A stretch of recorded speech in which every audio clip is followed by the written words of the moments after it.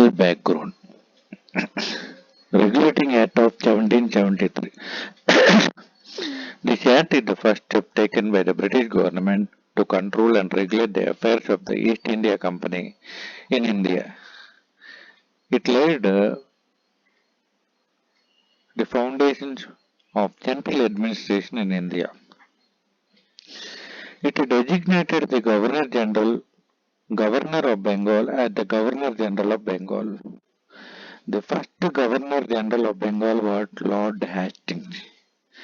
It provided for the establishment of a Supreme Court at Calcutta in 1774 with original and appellate jurisdiction comprising of one Chief Justice and three judges. Mumbai and Madras presidencies were made subordinate to the Bengal presidency. The pitch in the Act 1784. Indian affairs came under direct control of British government in Britain.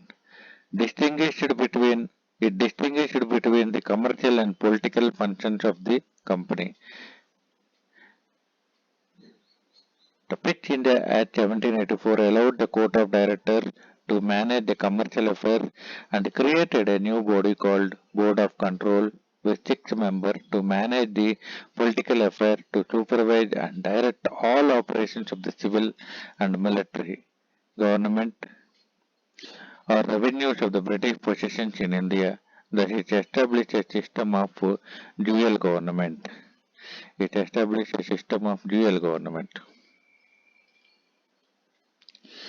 Amending Act 1781.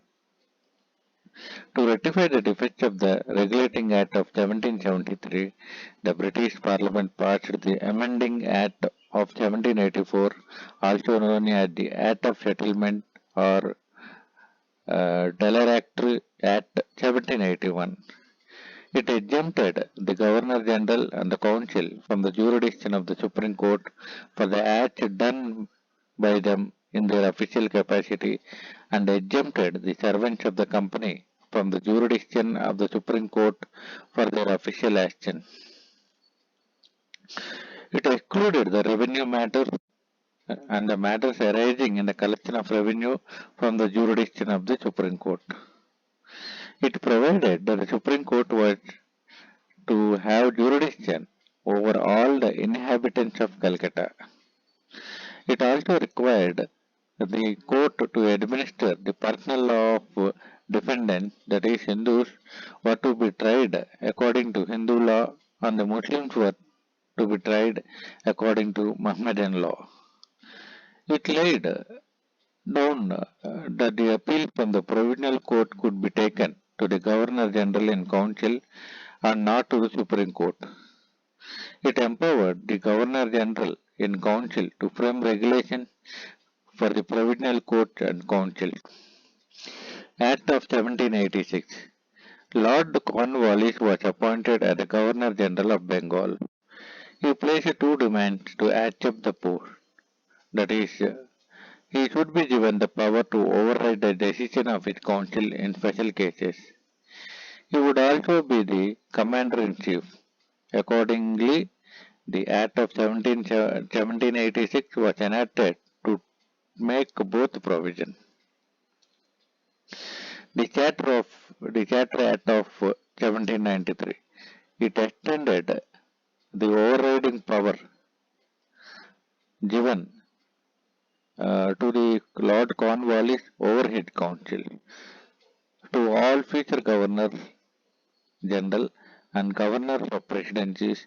It gave the Governor General more power and control over subordinate presidencies of Bombay and Madras.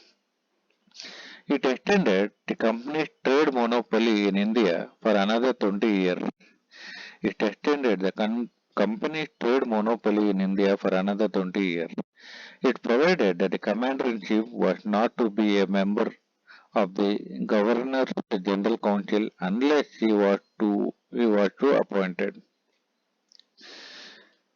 It laid down that the members of the Board of Council and their staff were henceforth to be paid out of the Indian revenues. Charter Act of 1813. It ended the monopoly of East India Company in India, except the company's monopoly in trade with China and trade in tea with India. The trade with India for all commodities except tea was thrown open to all British subjects. This lasted till 1833 when the next charter abolished the trade of the company. It asserted sovereignty of the British Crown over the company's territories in India. The constitutional position of the British territories in India explicitly defined for the first time. It allowed the Christian missionaries to come to India for the purpose of enlightening the people. It provided, Charter Act 1813 provided for the spread of Western education among the inhabitants of the British territories in India. 1 lakh rupee uh, were provided for education in native India. It authorized the local governments in India to impose taxes on persons. It could also punish the person for not paying taxes. Charter Act of 1833, the final step towards centralization of the power. Governor General of Bengal became the Governor General of India. Lord William Bentinck was the first Governor General of India. The Governor General was vested with all civil and military powers. It deprived the governors of Bombay and Madras of their legislative powers. The laws made under the previous act were known as regulations, while the laws made under this act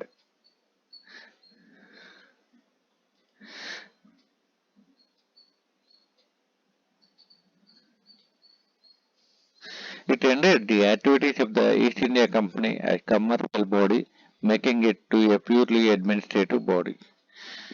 It introduced a law member, Macaulay, in the Governor General's Council. Provision for open competition negated by this act. Restrictions on immigration of Europeans and acquiring property were lifted. Indian law Indian law codified and consolidated. No Indian denied employment under company based on religion and color. It abolished slavery. Charter Act 1833 abolished slavery. Charter Act of 1853. It separated the legislative and executive functions of the Governor General Council, separation of powers. It provided for the addition of 6 new members called the Legislative Councillors to the council known as the Indian Central Legislative Council. It introduced for the first time local representation in the Indian Central Legislative Council. It introduced an open competition for civil services. The covenant civil service was thus thrown open to the Indians also. Governor General could veto the bill. Government of India Act 1858, also known as the Act of Good Government of India. Rule of the company was replaced by the rule of the crown. It changed the designation of the Governor General of India to that of the Viceroy of India. The Viceroy became the agent of the crown. This act abolished the dual government established under the Pitch India Act. This act also ended the doctrine of lapse. 1858. The Secretary of State was a member of the British Cabinet and was ultimately responsible to the British Parliament. He established a 15-member Council of India to assist the Secretary of State for India. Secretary of State can be sued in India and in England.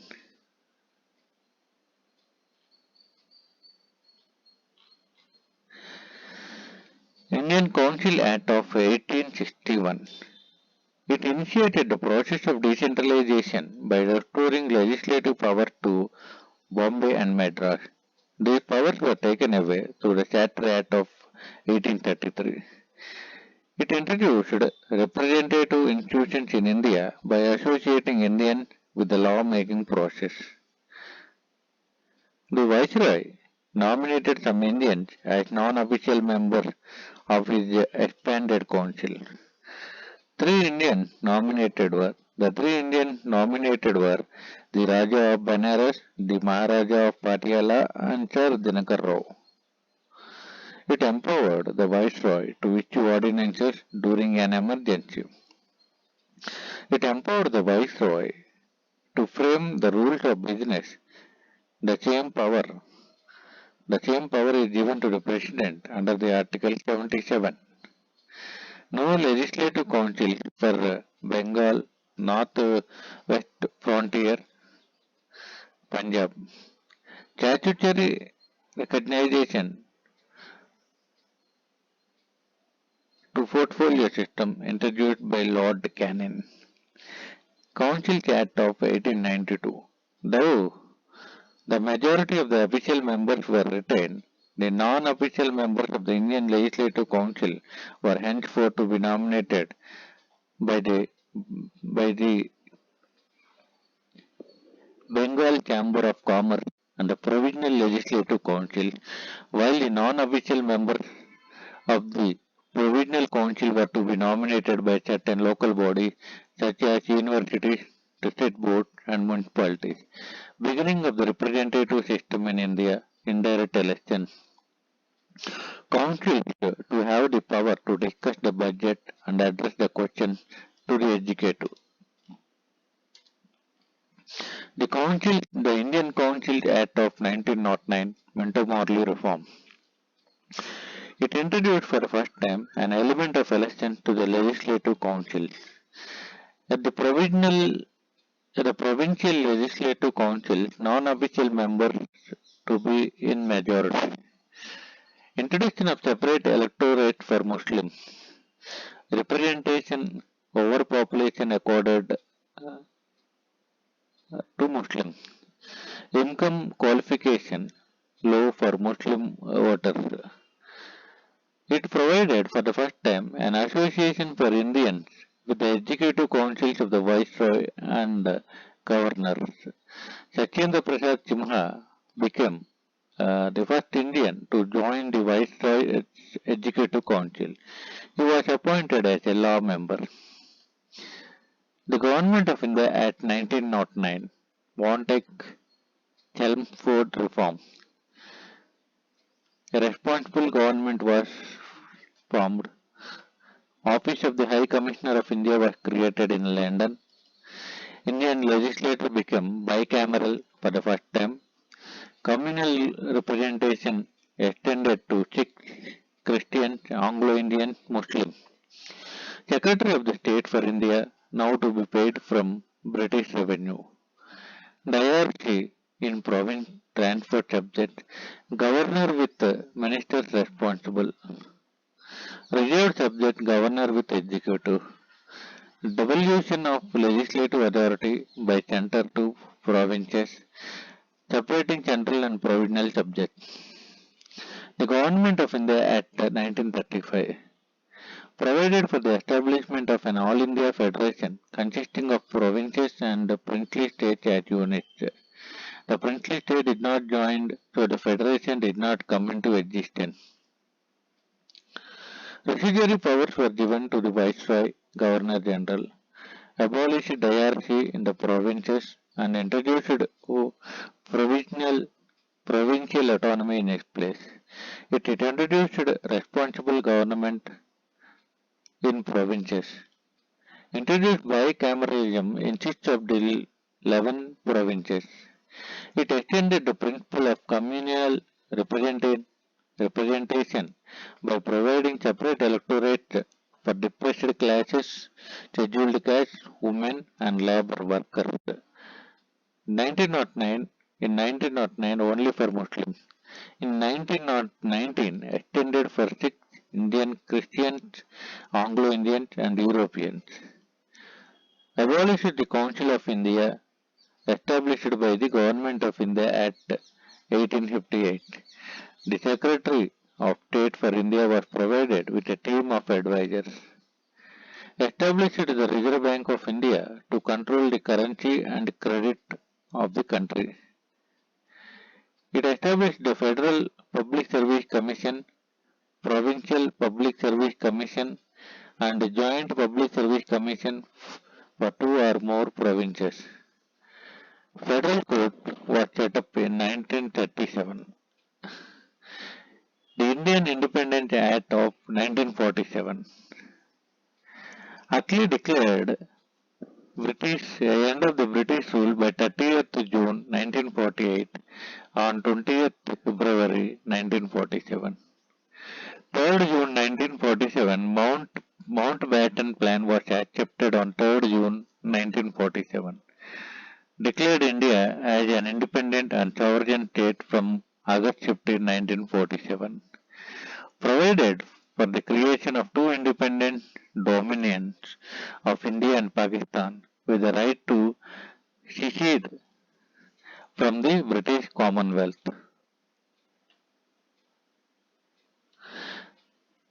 The Governor General of each were to be appointed by the King on the advice of the Dominion Cabinet.